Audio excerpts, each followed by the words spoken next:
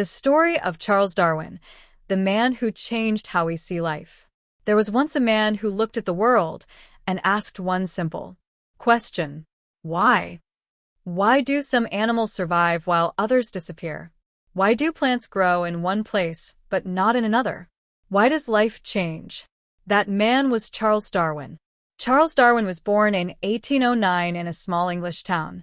He was a quiet boy who loved nature more than books. While other children played games, Charles collected rocks, insects, and shells. He loved to walk through the woods and watch birds. He wanted to understand how everything in nature was connected, how a butterfly, a flower, and even a small worm all had their place. But at school, he wasn't the best student. His teachers said he was lazy and unfocused. Only his curiosity made him different. When Charles was 22, his life changed forever. He was invited to join a ship called the Beagle. The ship would travel around the world, and Charles would study plants and animals along the way. For 5 long years, he traveled to many countries: Brazil, Argentina, the Galapagos Islands, and more. He climbed mountains, crossed jungles, and sailed through storms. Everywhere he went, he collected samples: plants, rocks, bird feathers, even bones.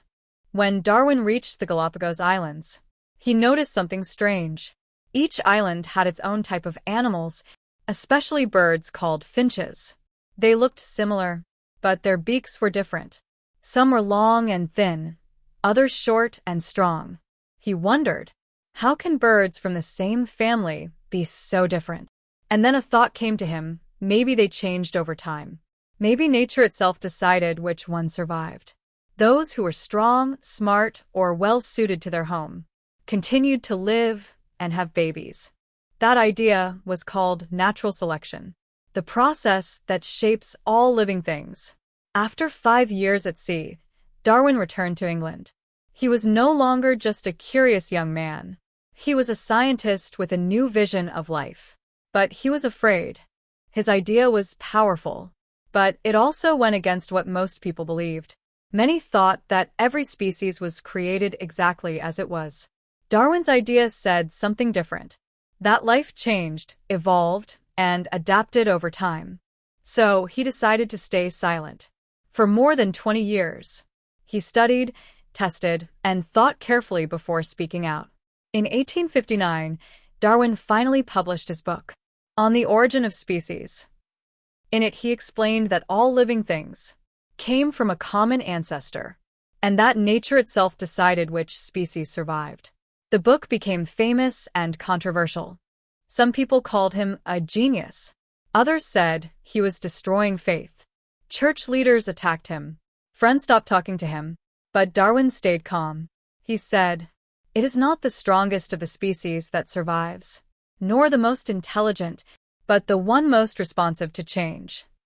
He wasn't fighting against belief. He was showing how beautiful and complex life truly was. Darwin lived quietly in the countryside with his wife Emma and their children. He continued his research, studying plants, worms, and even pigeons.